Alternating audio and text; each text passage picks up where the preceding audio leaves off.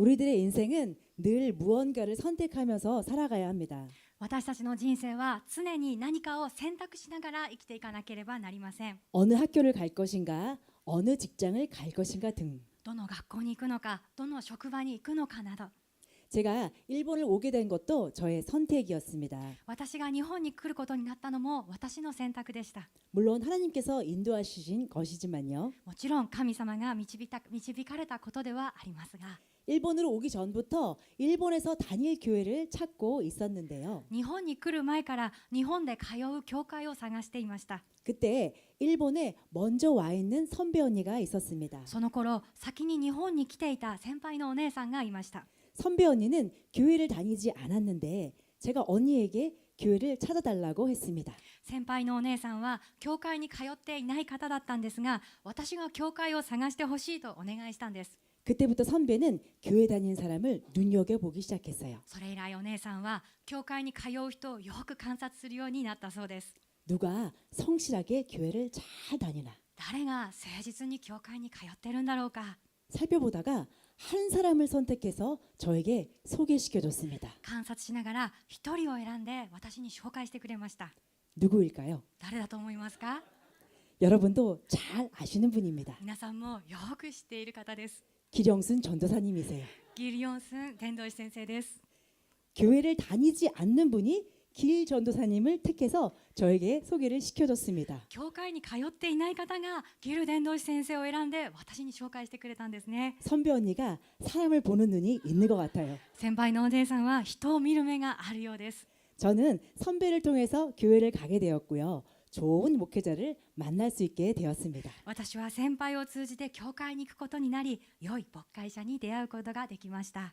예수님의 제자들에게도 많은 선택의 기회가 있었습니다. イエス様の弟子たちにも多くの選択の機会がありました。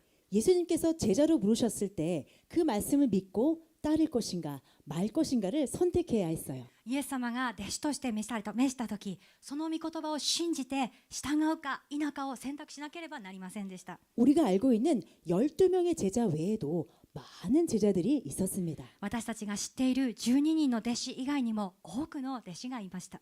그런데 그들이 예수님을 떠나게 된 것이 오병이어의 기적 이후입니다. しかし彼らがイエス様から離れていったのは5つのパンと2匹の魚の奇跡の後でした。 그 당시로는 예수님께서 하신 말씀이 이해가 되지를 않았어요. 当時イエス様が語られた言葉は理解できなかったんです。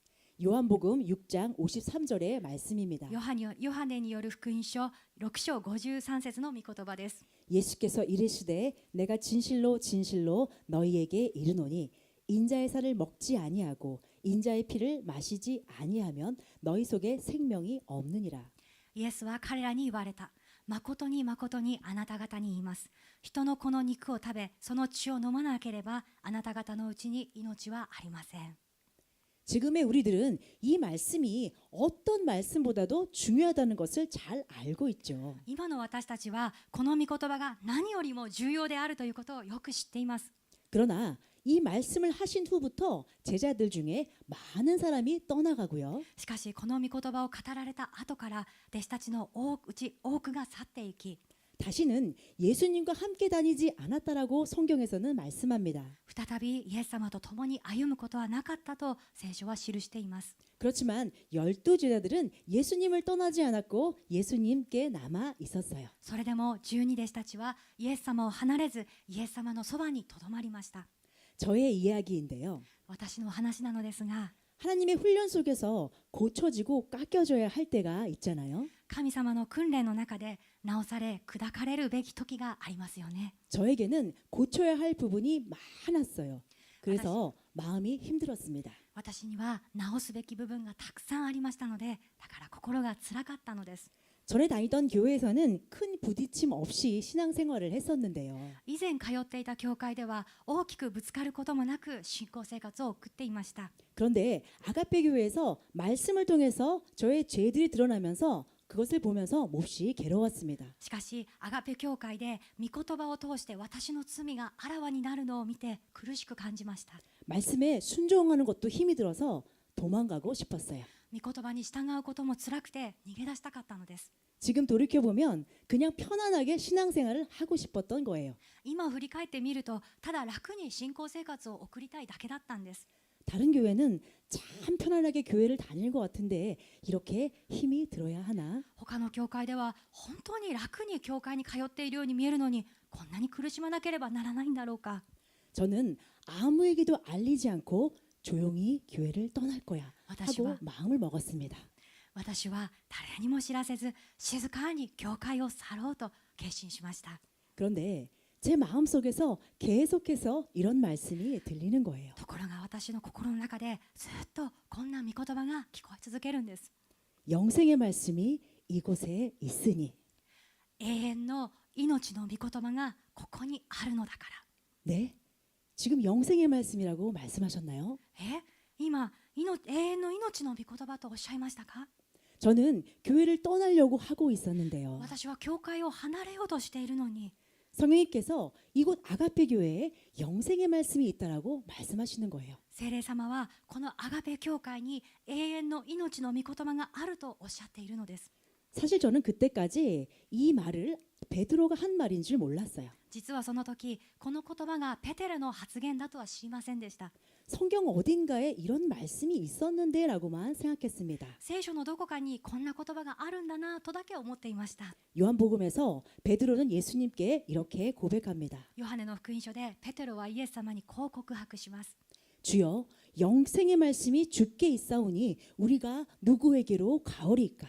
主よ、私たちは誰のところに行けるでしょうか。あなたは永遠の命の言葉を持っておられます。 영생의 말씀이 이곳에 있으니. 永遠の命の御言葉がここにあるのだから。 영생의 말씀이 있는 곳이라면 내가 괴로워도 꼭 붙어 있어야겠다라고 생각했습니다.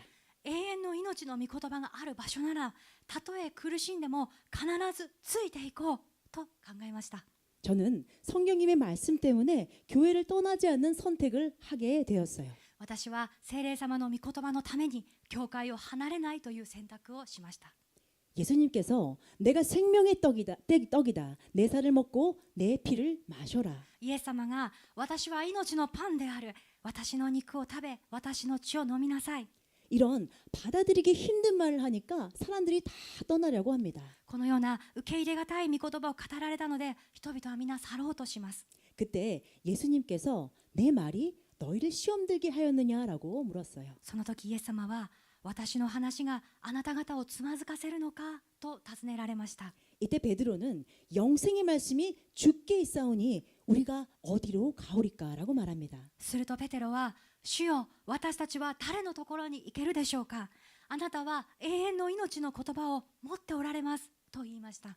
어디로 가오리까 이 말은요. 誰のところに行けるでしょうかという言葉は、 주님, 다른 길로 가지 않겠습니다. 主よ、他の道には行きません。 생명의 말씀이 있는 곳은 오직 예수님뿐입니다라는 고백입니다. 命の御言葉がある場所はただイエス様だけであるという告白です。 베드로는 영생의 말씀이 있는 곳을 붙잡는 선택을 하게 됩니다. ペテロは永遠の命の御言葉がある場所をつかむ選択をするのです。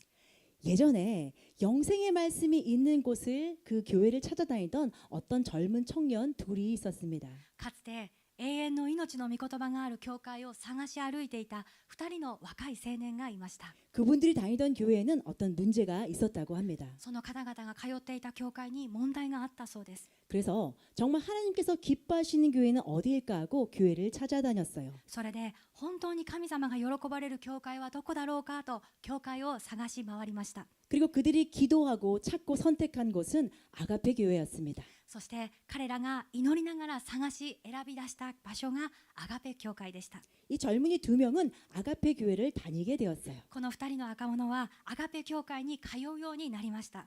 직장 동료들도 교회 전도에서 한때 젊은이들로 잠깐 부흥이 되기도 했었습니다. 職場の同僚たちも私たちの教会へ伝道されて、一時は若者たちでリバイバルすることもありました。 그런데 그때 영생의 말씀을 찾아온 청년 중에 한 명은 사명이 있는 분이었어요. ところでその時、永遠の命の御言葉を求めてきた青年の一人は使命のある方でした。 그래서 사명의 길을 가야 한다라는 말씀을 받았습니다. だから使命の道を歩むべきだという御言葉を受け取りました。 그러나 청년은 그것을 감당하기를 부담스러워했고 싫어했습니다. しかし青年はそれを担うことに負担を感じ嫌がりました。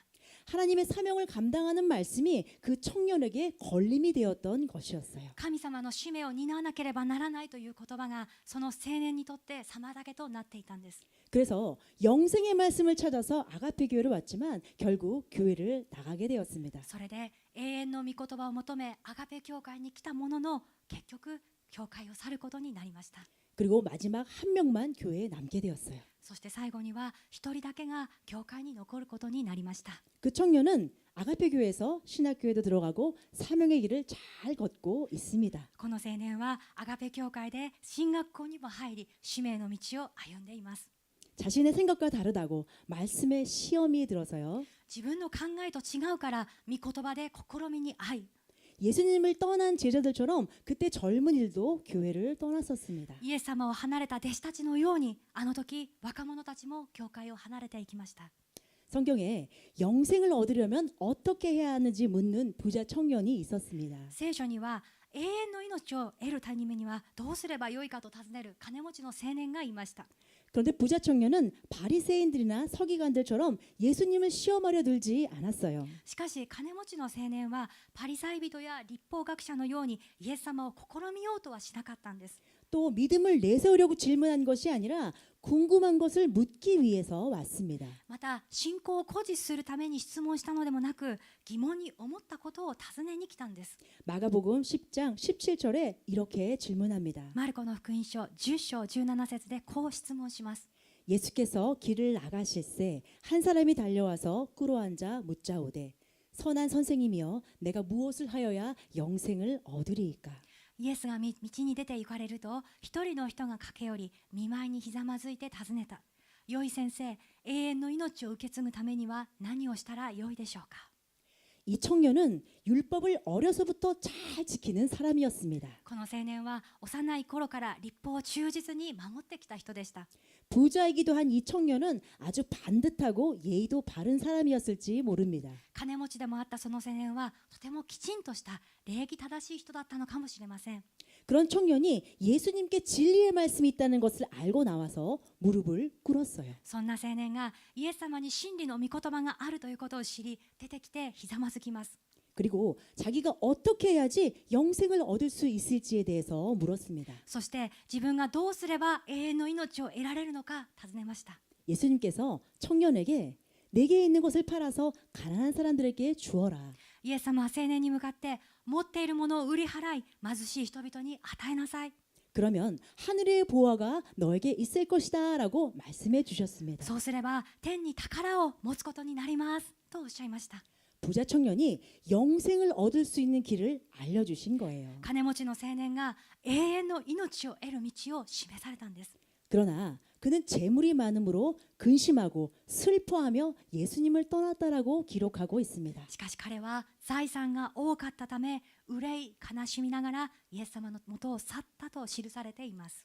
부자 청년은 영생을 얻을 수 있는 답을 예수님께 얻었어요. 金持ちの青年は永遠の命を得るための答えをイエス様からいただきました。 그러나 그가 선택한 것은 영생이 아니라 결국에는 돈이었습니다. しかし彼が選んだのは永遠の命ではなく結局お金でした。 마태복음 19장 29절에서는 이렇게 말씀하십니다. マタイの福音書19章29節ではこう語られています。 또 내 이름을 위하여 집이나 형제나 자매나 부모나 자식이나 전토를 벌인 자마다 여러 배를 받고 또 영생을 상속하리라.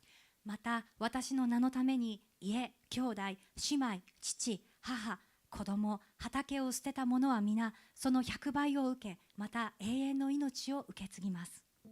자신의 선택에 따라서 그 결과로 영생이냐 영벌이냐가 결정되는 것을 알 수 있습니다. 自分の選択によってその結果として永遠の命か永遠の罰かが決まることがわかります。 베드로는 예수님을 부인하고 저주까지 했던 사람이었습니다.